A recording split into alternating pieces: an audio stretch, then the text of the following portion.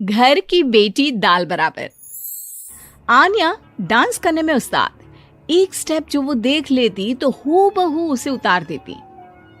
अरे आन्या बेटा, मेरी बेटी को भी डांस सिखा देना, उसका एनुअल प्रोग्राम है। हाँ आंटी, क्यों नहीं, अब कल शाम उसको भेज देना, मैं सिखा दूंगी। हाँ, नचनिया ही बन, आस पड़ोस के लोग तुझे इस्तेमाल कर रहे हैं। माँ, इस्तेमाल मेरा नहीं कला का हो रहा है। नाचना एक कला है, कला। आन्या हर बात में अच्छी थी, फिर चाहे वो अच्छा व्यवहार हो या फिर लोगों की मदद करना। वो हमेशा खुद के शौक को पूरा करने के लिए व्यस्त रहती, लेकिन घर वालों को तो उसका ये काम सिर्फ समय की बर्बादी लगता है। कहाँ है आन्या? उसको बोलो कि आज शाम को खाना वही बनाएगी। सपना देख लो कि तुम्हारी बेटी घर का खाना बनाएगी। अरे आसपास के लोगों का काम करने से उसे फुर्सत मिले तब तो कहीं जाकर वो हमारे घर का काम करेगी ना। देखो ना, इकलौती बेटी, ऊपर से गैर जिम्मेदार, अब करे तो क्या करे। तभी पड़ोस की पिंकी आ जाती है। अंकल आंटी, आन्या दीदी कहाँ है? वो क्या है ना, मेरा क्लास वर्क है, वो मुझे समझ में नहीं आ रहा, तो मम्मी ने कहा कि आन्या दीदी से पूछ लो। हाँ, क्यों नहीं, खुद का तो कोई काम है ही नहीं उसे। जाओ जाओ, सीढ़ी से ऊपर चली जाओ, वही कमरे में है आन्या। एक रोज शहर में डांस कंपटीशन वाले लोग आते हैं, जहां आन्या का डांस सबको पसंद आता है। क्या बात है, छोटे से शहर में इतना टैलेंट? बेटा, कौन सिखाता है आपको? कोई नहीं सर, वो क्या है ना, मैं टीवी देखकर सीख जाती हूँ। अरे वाह, और आपके मम्मी पापा कहाँ हैं? वो नहीं आए? नहीं, वो लोग नहीं आए हैं। आन्या कंपटीशन जीत जाती है और घर में टीवी वाले आन्या का इंटरव्यू लेने आते हैं। अरे क्या है, कहाँ घुसे जा रहे हो, क्या हो गया? आप आन्या की माँ है ना? वो क्या है ना, आपकी बेटी ने डांस का कंपटीशन जीता है, हमारे शहर के लिए ये गर्व की बात है, तो हम लोग उनका इंटरव्यू लेने आए हैं। ओहो, बड़ा तीर मारा हो जैसे। अरे उसे आता ही क्या है डांस के सिवा, कुछ और करती तो शायद गर्व होता। तभी वहां आन्या आ जाती है और पत्रकारों को इंटरव्यू देती है। उसी रोज पिता के ऑफिस में। देखो तो आजकल के बच्चे कितने स्मार्ट हैं, धन्य है ऐसे बच्चों के माता पिता को।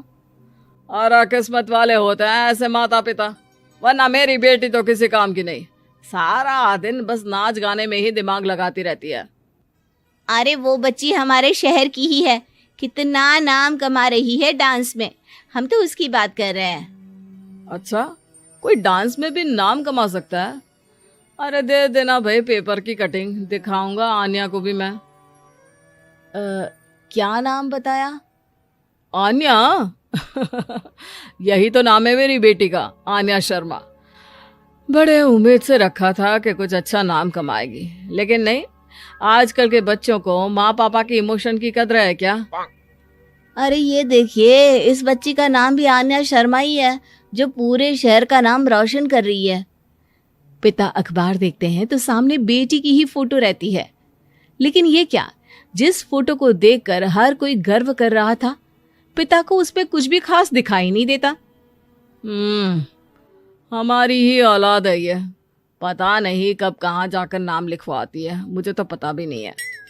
अरे शर्मा जी, जरा मिलवा दीजिए ना अपनी बच्ची से, मैं अपनी बेटी को भी ऐसा ही बनाना चाहती हूँ, मेरी बेटी को कुछ टिप्स दे देगी करियर को लेकर। अच्छा, ये दिन आ गया आपकी बेटी के, ले आइए कभी भी, लेकिन बाद में अफसोस ना करिएगा।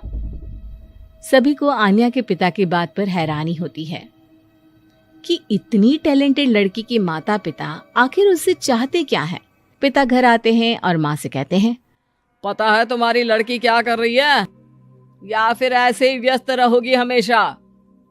अरे पता है मुझे, पर आपको कैसे पता चला? अरे कुछ पत्रकार आए थे, पता नहीं कहाँ कौन सा कंपटीशन जीत कर आई है। नजर रखा करो उस पर। तभी वहां पड़ोसन आ जाती है, जो पति पत्नी दोनों ही डॉक्टर होते हैं। नमस्ते भाभी, बधाई हो आपको आन्या की कामयाबी की। भाई भगवान बेटी दे तो ऐसी, कहाँ है वो? सच में आपको ऐसा लगता है कि भगवान ऐसी बेटी दे? तो ले जाइए ना अपने साथ, रखिए 2-4 दिन, खुद ही पता चल जाएगा। और नहीं तो क्या, सारा दिन करती क्या है, कहाँ रहती है, हमें तो कुछ पता नहीं होता। ना बताती है ना पूछती है। खैर देखिए, वो वक्त अब गया जब माता पिता बनकर बच्चों की परवरिश की जाती थी। अब तो बच्चों को साथ बिठाकर बात करना जरूरी है। वो क्या कहते हैं, बच्चे के दोस्त बने। तो क्या आप दोनों अपनी बेटी के दोस्त हैं? हाँ, बस अब यही बाकी रह गया था। खैर बताइए, क्या काम है आपको? वो क्या है ना, मैं और मेरे पति दोनों को ही इमरजेंसी कॉल आ गई है अस्पताल से। मेरी बेटी आन्या की अच्छी दोस्त है, तो मैं क्या उसे आन्या के पास छोड़ दूं अगर वो फ्री है तो? माँ कुछ बोलती उतने में ही आन्या आ जाती है। वाह आंटी, क्यों नहीं, मैं फ्री ही हूँ। आप निश्चिंत रहिए, मैं उसका पूरा ख्याल रखूंगी। थैंक्स बेटा। वो अपनी बेटी उनके घर छोड़ जाती है, जो आन्या की उम्र की ही होती है। ये क्या मजाक है आन्या? हम लोगों को सोना भी होता है और हर घर का अपना कायदा होता है। मुझे बिल्कुल पसंद नहीं है कि तुम किसी को भी घर में घुसा लो। धीरे बोलिए पापा, कैसी बात कर रहे हैं? अंकल आंटी डॉक्टर है, पता है ना डॉक्टर का फर्ज क्या होता है। अगर वो किसी की जिंदगी बचा रहे हैं तो क्या हमारा फर्ज नहीं बनता कि हम भी उनकी किसी न किसी तरह से मदद करें?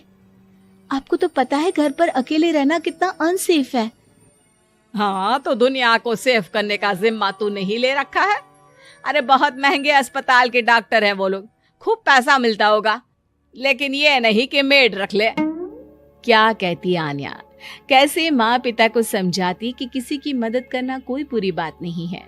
खैर कुछ महीनों बाद आधी रात को माँ जोर जोर से चिल्लाकर आन्या के कमरे में जाती है।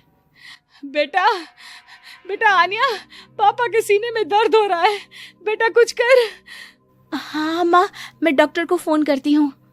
आन्या डॉक्टर को फोन करती है, लेकिन माँ डॉक्टर को तो आने में काफी वक्त लग जाएगा, मैं पिंकी के पापा को बुला लाऊं? अरे वो नहीं आएंगे बेटा, वो लोग बहुत बड़े डॉक्टर हैं और हम लोगों के पास इतने पैसे भी नहीं है। माँ, मैंने डांस कंपटीशन में जो पैसे जीते थे वो है मेरे पास, आप चिंता ना करें, बस पापा का इलाज करवा ले। आन्या के कहने पर वो बड़े डॉक्टर ना सिर्फ आन्या के पापा का इलाज करते हैं, बल्कि उन्हें ठीक करके घर भी ले आते हैं। आज मैं सिर्फ अपनी बेटी की वजह